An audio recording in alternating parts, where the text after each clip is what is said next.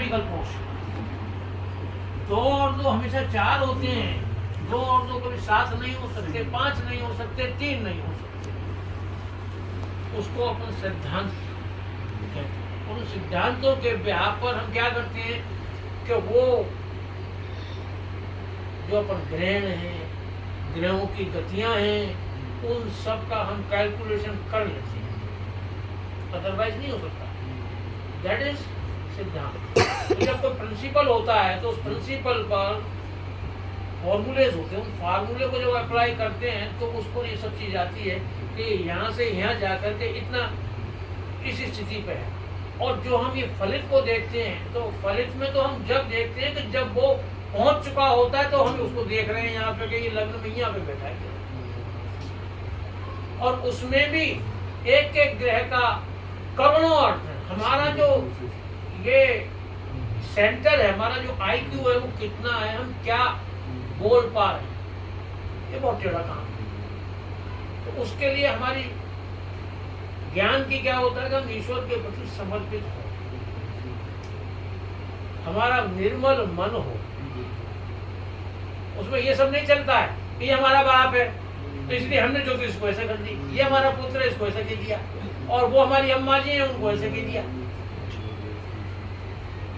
तो सबको मैंने ये बात समझाई है कि ज्योतिष में न कोई पिता है न कोई पुत्र है, आप सब पर सिद्धांत लागू है। वो प्रकाश सबको, धूप जो है ना एक नजर से देखती है। धूप ऐसा नहीं हो सकता कि बाप पे तो ये धूप आ गई और बेटे पे ये धूप आ गई, समझे, और वो एक बेर के पेड़ पे ऐसी आ गई, नहीं, धूप है। अब धूप को यानी उस प्रकाश को पढ़ने की हमारे अंदर कितनी क्षमता है, तो हम जब उसको पढ़ते हैं तो हमको ज्ञान होता है। तो उस सब के लिए क्या है कि ये जब हम उनको पढ़ते हैं तो राशि भेद हैं, ग्रह भेद हैं, दृष्टि भेद है, मित्रता है, समझे, और उनमें सबको उनको देखना, उनमें नवांश भी है, सप्तमांश भी है, ये सब है। तो वो अष्टक वर्ग है और ये लग्न है। तो हम इन सबका कितना हमारे दिमाग में ज्ञान है। अब अष्टक वर्ग के लोग क्या यूज करते हैं कि कुंडली तो लग्न की देख रहे हैं और वो कह रहे हैं नवांश कैसे। कल ये चर्चा हुई दिल्ली से, एक ने पूछा मूर्ख, ये सुन रही थी, तो हमने अपनी बात कह दी। मैंने कहा इतने वैसे आप बच्चा पैदा करा, उन्होंने कहा नवांश ये कह रहा है, उसमें ये दशा ये कह रही है। मैं जब तू सारी ज्योतिष तू जानता थी, फिर तेरी वापस कर दे रहा हूँ। तो हमें क्या करना है भाई, तू मेरी बात सुन नहीं रहा ना, जब तेरे को इतना आ रहा है तो हटा इस बना कहने नहीं गुरु जी जो आपने कहा सही है भाई। यार जो हम कह रहे हैं क्या आप बच्चा पैदा करने में नवांश की जरूरत नहीं आ रही है, ऑपरेट करा रहा है। अगर तू इतना करेगा तो पागल हो जाएगा, तू इसको स्टेटमेंट नहीं कर सकता। अरे भाई दशा कौन सी आएगी, इससे कोई लेना देना नहीं है। आपकी लग्न क्या है, तो मैंने कहा लग्नेश लग्न को देख रहा है, पंचम स्थान चंद्रमा से श्रेष्ठ कोई मुहूर्त नहीं हो सकता। क्या नहीं हो सकता? मुहूर्त बच्चा पैदा करने का, ऑपरेट करने का। चुप हो गया वो, 1 मिनट ठंडा हो गया, फिर भी उसने मैसेज डाला है, समझे, कि ये दशा चल रही है, वो जवाब नहीं दिया। तो क्या होता है कि ऐसे लोग अधकचरे ज्ञान के लोगों को पता नहीं व्हाट इज द नमाज। नमाज एक IQ का फॉर्मूला, सिर्फ एक का, पूरी जीवनी उससे नहीं कही जा सकती, पूरे हम उसको समझ नहीं सकते। सबकी चीज तो एक ही है, लग्न।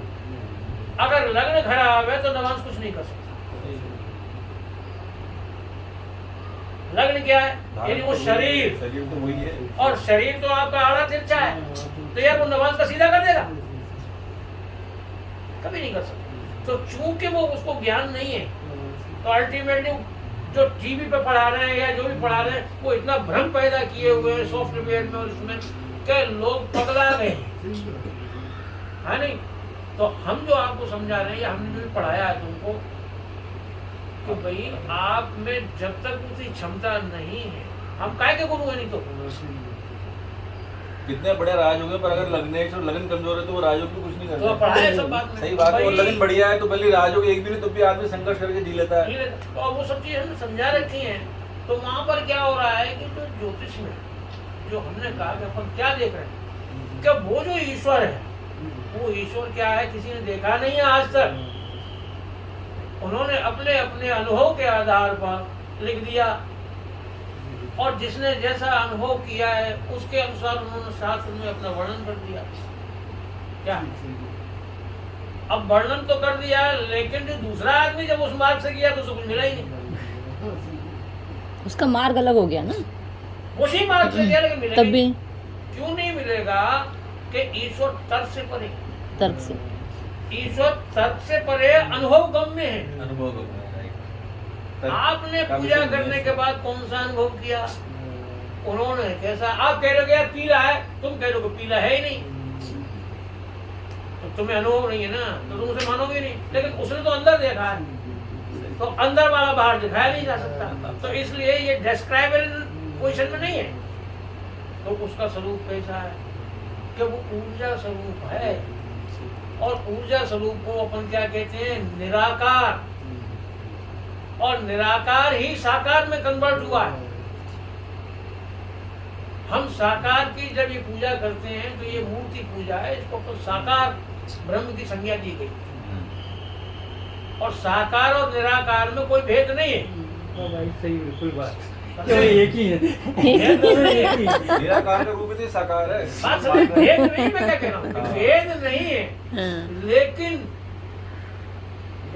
जो आदमी उस प्रकाश को जानने की चेष्टा कर रहा है उसकी दृष्टि इतनी बड़ी नहीं है तो उस प्रकाश तक पहुंच जाए, इसीलिए नेति नेति कहा।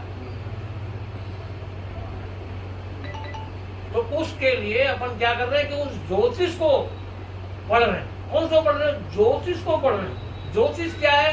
वेद शास्त्र का, वेदों का छठा अंग है।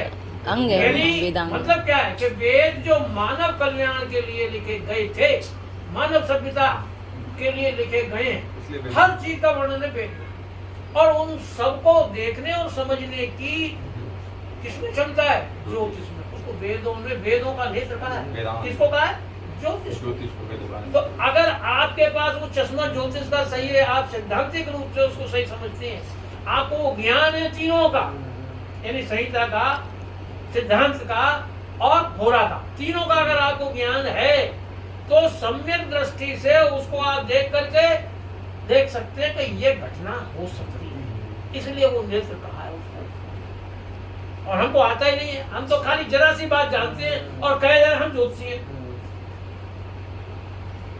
तेरे को याद है जब मैं वहां था बूंदी में तो मैंने क्या कहा था उसको, भ्रम संहिता वाले को? अबे मैंने बता भ्रम संहिता लिखी किस सिद्धांत पे गई है? क्या लिखा आपने? बिल्कुल सही था भाई भ्रम संहिता किस सिद्धांत पे लिखी है? समझे? ऐसा वैसा वैसा, और ये मेरे पर्चे। हमने कहा भाई आप ये बताइए कि आप जब इतने बड़े भ्रम संहिता के वो बनते हो, समझे, तो ये बताओ भ्रम संहिता के ऊपर सिद्धांत किस बेस पे लिखी गई? क्या अरे तब तो लिखी नहीं गई, सिद्धांत बताओ। चुप, हाँ सही। फिर उनको हमने कहा, मैंने कहा राहु केतु शनि और बृहस्पति के ऊपर ये इनकी चाल को लेकर के लिखी गई है। बिल्कुल सही। पूरे सब धाड़ तो बोला राहु केतु शनि, राहु केतु शनि और गुरु, बस ये चार ग्रहों लंबे के ये ऐसे चार होता है। ग्रह। बाकी तो सब छोटे ग्रह। लंबे तो ये रुकते हैं गोचर में, बाकी सब तो बिल्कुल बाबा जीवन में परिवर्तन जो भी होता है इनके कारण होता है। चार ही लाते हैं। तो सवाल क्या हो रहा है कि हम जानते ही नहीं है। हम ज्योतिष को इतना छोटा विषय समझ रहे हैं जो आज प्लेटफॉर्म पर लगा दिया लोगों ने, कि बस ऐड कर दिया, लोग आ गए, ग्राहक उनको चुटिया कुल्ला मुड़ा, उनको 2-4-10-20 हजार रुपए का बेवकूफ बना दिया। ये यंत्र वो ज्योतिष नहीं है। ज्योतिष तो ये जो मैं कह रहा हूं कि जब हम कोई बात कहते हैं तो आपके पास वो आपका IQ ये होना चाहिए कि हम क्या कहने जा रहे हैं और कहां तक इसका माल हो सकती है, क्या है इसका। आज तक तुमने इतने दिन बैठे मेरा कोई फलित करता है? कैसी सुनाता हूँ कहानी, बोलो, तुमने तो बहुत पढ़ा है। क्यों? आज भी यही होता है कि भाई आप उसको देखना क्या चाह रहे हो, वो तो देख ही नहीं रहे, और आप उसको गाना सुना दिया। अब जो आया पूछने, तो पूछने आया, उसने कहा कि मैं तो यार मेरे को क्या बीमारी होगी।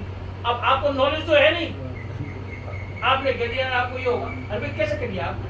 क्या आपको फिजिकल साइंस का कुछ जो फिजियोलॉजी है उसका कुछ ज्ञान है क्या?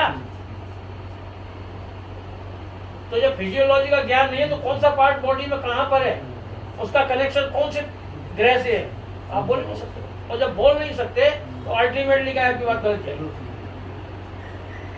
जबकि माँ का क्या गया है, जो कहा गया है, माँ क्या कहा गया है, क्या हमारे वेदों का कौन सा छठा अंग है ये, वहां पर क्या है, व्याकरण, छंद और ज्योतिष, कल्प, ज्योतिष और कल्प, और चार हो गए, निरुक्त और एक और है कल्प। शिक्षा शिक्षा, हाँ शिक्षा, हाँ, शिक्षा व्याकरण शिक्षा, व्याकरण, कल्प, ज्योतिष तो और ये वो छह हो गए, छठा। छह। अब उसमें ज्योतिष जो है, जो छठा भाग है, ये बनाए इसलिए इसको नेत्र कहा। अब वो नेत्र का ऐसे ही है जो आप नेत्र देख रहे हैं जो, और हम कह रहे हैं इधर की बात, क्या बेवकूफ बात, क्यों कह रहे हो इधर की बात? आपने देखा तो यहाँ से क्या निकला, रेस, जो रेस इस आंखों से निकल रही है वो उससे टकरा रही है, उसका क्या कांटेक्ट बना, वो वर्णन उसमें हो रहा है। उस एंगुलर को अपन तो इसको पढ़ रहे हैं चौखाना, लेकिन हकीकत ये नहीं है, ये है गोल। और गोल में उसको आप देखेंगे तो क्या देखेंगे, क्या उसको अपन देखेंगे कि सूर्य मेष राशि में निकलता है और तुला में अस्त होता है। मतलब उसका जो क्षितिज है वो कैसा है, लेफ्ट 180 डिग्री है ना। अब उसको चार भागों में किया है कि मिड में जाता है तो ऊपर जाता है, ऊपर से जब नीचे जाता है तो रात्रि होती है, तो वो गोल है। अब वो जो गोल है तो पृथ्वी घूम रही है ना गोल गोल, अपन ये चौको थोड़ी उसका, तो यहाँ तो कितना बड़ा भ्रम पैदा है, तो वो ज्ञान नहीं है, ये तो आपने सहूलियत के लिए चौकोर बनाया, लेकिन हकीकत क्या है, गोल है। 12 राशियां 30 से गोला कर तो 360 अंश होता है, 360 अंश गोला है, बोला ही तो है। नीचे कहाँ है ऐसे, तो नतीजा कितना बड़ा डिफरेंस है, 27 नक्षत्र को 13.2 से गुणा कर दो 360 होता है। अब अपन को तो याद ही नहीं आ रहा है, अपन जानते ही नहीं है, ज्योतिषी बन गए। अब ज्योतिष लेके बैठ गए तो उन्होंने ऐसा भ्रम पैदा कर दिया है, समझे, उस ईश्वर के उस स्वरूप का ऐसा नाश मार दिया है कि लोग कभी कभी तो अश्रद्धावश को कहते हैं कि यार ठगी का धंधा बना लिया, जबकि इससे ऊंचा शास्त्र नहीं। बाल भी हम इससे गिन सकते हैं, इससे डीएनए जाना जा सकता है, इससे आपके जीन्स जाने जा सकते हैं। आपको ज्ञान तो होना चाहिए, अपन ज्योतिष में ये सब चीज है। तो मैंने जो आपको बात कही, तो भगवान ने जो अपना स्वरूप है, प्रकाश का स्वरूप, तो हर एक के अंदर क्या है, आत्मा है। आत्मा कैसी, अणु स्वरूप है, गोल है, चौकोर नहीं है, और वो गोल गोल ही गति कर रही है। और जब गोल गोल गति कर रही है तो उसमें सब में एंगुलर चेंज ही होने हैं। वो ऐसा थोड़ी होगा कि चौकोर होकर कुछ हो जाएगा। अणु जो है गोल होता है, और उस अणु में कैसा रिजल्ट आ रहा है, उसमें से जो प्रकाश फूट रहा है उसका नाम है आत्मा। परमात्मा और आत्मा दोनों एक नहीं है। या जीव के साथ जुड़िए तो जीव पे क्या इम्पैक्ट आएगा उस आत्मा का, ये पढ़ रहे हैं अपन ज्योतिष में। अब वो आता ही कोई ना, देखो मैंने कहा जाके बात की है, तो वो आता ही नहीं है। और जब आता नहीं है तो हम क्या कर रहे हैं, वह निरंतर गलतियों पर गलतियां करते चले जा रहे हैं। और उनको हम कह रहे हैं गुरुजी महाराज, गुरुजी महाराज का पैसे से कोई लेना देना नहीं है। गुरुजी महाराज तो आपके आत्मा का मुलाकात करा दे आपसे, वो गुरुजी। गुरुजी शिक्षक हो रही है, किसने कहा? शिक्षा तो एक चीज की शिक्षा करा सकता है, वो गुरुजी नहीं हो सकता। गुरु का मतलब है गुप्त को रूबरू कर देना। गुप्त क्या है? सब चीजें दिख रही है तो गुप्त क्या है? आत्मा गुप्त है, किसी को दिखती ही नहीं। वही ईश्वर का शाश्वत स्वरूप है। उसको गुरु अगर रूबरू करा दे तो वो है गुरु सच्चा। ये गुरु जी तो नहीं है, ये तो मास्टर है। सही है। है? तो वो है कौन? वो तपस्या कर रहा है क्या? उन्होंने कुछ पाया है क्या? उन्हें जाना है क्या ब्रह्म स्वरूप क्या है? उन्हें जाना है क्या अंदर क्या हो रहा है? तो वो क्या बताए? तो इसलिए गुरु जी नहीं हो सकता। तुम्हें ध्यान है बीच बीच में आध्यात्म में बोलते रहते तो वो कौन चढ़ जाता था यहाँ पे, अरे यार ये तो क्या चढ़ गया तुमने आध्यात्म पढ़ा लगे। अनेकों बार याद है। और उसको खिंचा जाता था। चर्चा शुरू कर हाँ, जैसे वो चर्चा आई और लोग खिसियाने लगते थे, अरे यार ज्योतिष तो बंद हो गई और ये आध्यात्म भगवत चर्चा आध्यात्म का ज्योतिष का बेसिक तो आध्यात्म है। है। तो अब सवाल क्या है कि वो आता ही नहीं है, और जब आता नहीं है तो हम क्या कह रहे हैं?